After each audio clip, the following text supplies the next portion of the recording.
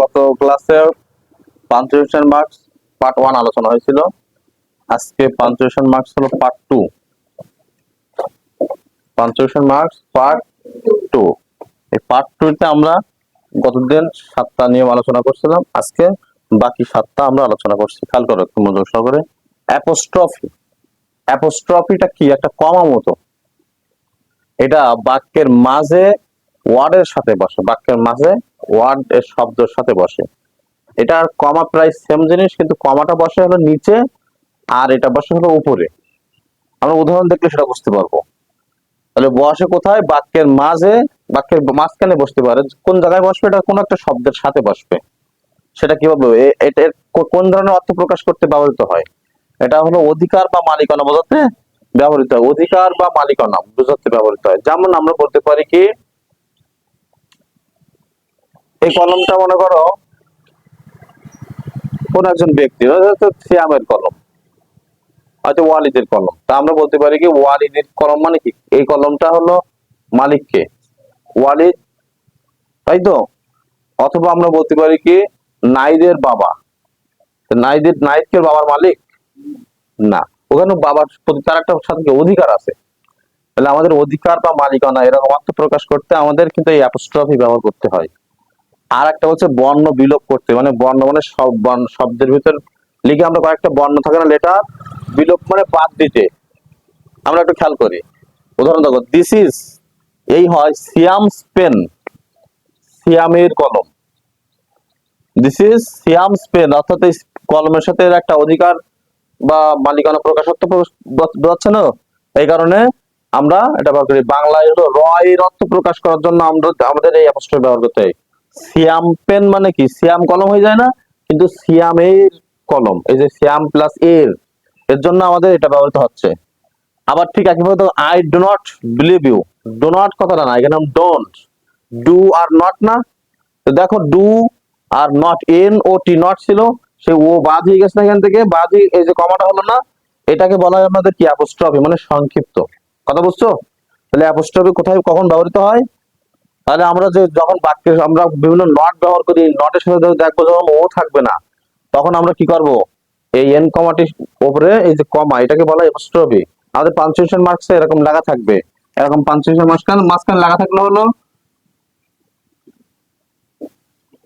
এরকম লেখা থাকলো। এখন তোমাদের কাজ হলো কি, এইখানে আমাদের একটা নট ব্যবহার করে এন কমাটি মানে কমা ব্যবহার করতে হবে, অ্যাপোস্ট্রফি, এটা ঠিক করতে হবে। বোঝা গেছে? অথবা ওরকম পজিটিভ কেস দেওয়া থাকবে, পজিটিভ অর্থ প্রকাশ করে। এবার হচ্ছে ড্যাশ। ড্যাশ কি জিনিস? ড্যাশ, ওই যে গতকালকে হাইফেনের কথা বলছিলাম, হাইফেন বসে হলো শব্দের মধ্যে, আর ড্যাশ বসে হলো বাক্যের মাঝে। ড্যাশ আমরা বলি gap, fill in the gap.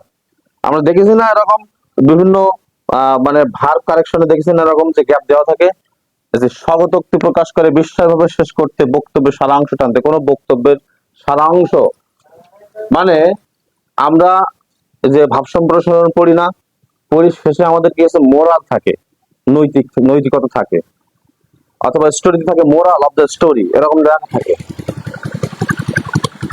সর্বশেষ এক কথায় আমরা কি বলতে পারি, যে আমরা যে মিথ্যাবাদীর যে রাখাল বালকের কথাটা পড়ছিলাম না আমরা, কাউবয় যে বাক বাক করে হাগার দেয় প্রতিদিন, মানুষজন যায় গ্রামে ছুটে ছুটে যাওয়ার পরে, ওর যে শেষে এসে একদিন যেদিন সত্যি সত্যি বাঘ গেল, সেদিন আর কেউ ছুটে গেল না।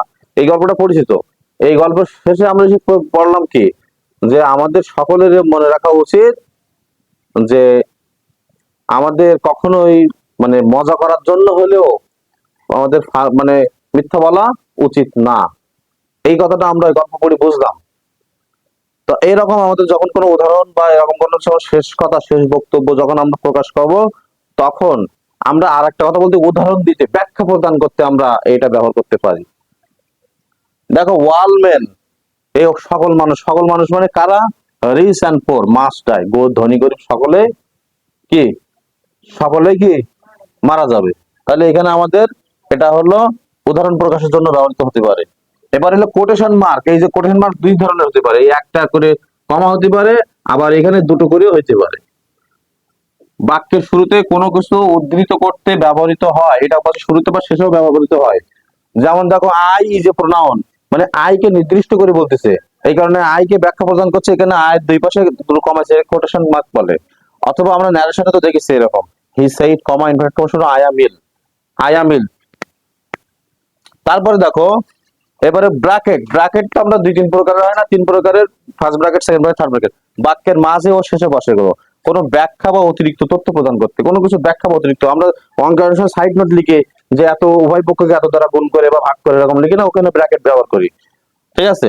তো এবার দেখো এখানে বলছে কি, শি ফেইলড ইনটু সাবজেক্ট, সে দুটো সাবজেক্টে ফেল করেছে।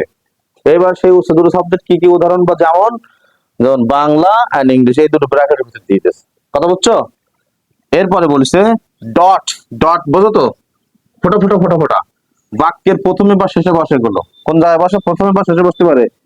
কোন উদ্ধৃতি থেকে কিছু বাদ দিতে, অর্থাৎ কোন বক্তব্য কোন কথা থেকে কিছু বাদ দিতে, আমরা অনেক সময় অঙ্ক করার সময় এরকম দিতে যাই, বা ইংরেজি লেখার সময় ওর পরে এগুলো হয়ে যাবে, এগুলো বাদ দিচ্ছি আমরা। আই লাইক হার, আমি তাকে পছন্দ করি, বিকজ কারণ she is a dash dash dash dash dot dot dot dot, কারণ তিনি হলো হলো হলো কি, কিছু বাদ দিয়ে দিচ্ছি তথ্য আমরা ওখানে, যার কারণে ওটা দিচ্ছি।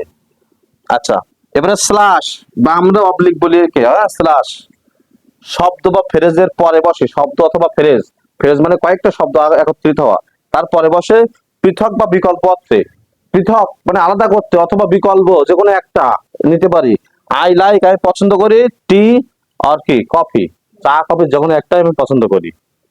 তারপরে বলছে কি অ্যাস্টেরিস্ক, সেটা কি স্টার, আমরা যেটা বলি শব্দের পূর্বে বসে বিশেষ মনোযোগ বা আকর্ষণ করতে, বেশি গুরুত্ব করে দিতে, আমরা এরকম স্টার দেই, তার কারণ কি এটা বেশি গুরুত্বপূর্ণ, স্যারদের নজরে আসে যেন, এরকম দেই না, কোনো পয়েন্ট টয়েন্ট করতে গেলে এরকম দেই না। হ্যাঁ, দেখো পাঞ্চুয়েশনের আগে দিতেছে, punctuation is an important topic, punctuation হলো গুরুত্বপূর্ণ একটা বিষয়। তো যাই হোক, আমরা পাঞ্চুয়েশন মার্কস নিয়ে আলোচনা করছি, আগামী ক্লাসে আমরা ক্যাপিটাল লেটার্স কোথায় কোথায় বড় হাতের মানে বর্ণ দিতে হয় সেটা নিয়ে আলোচনা করব।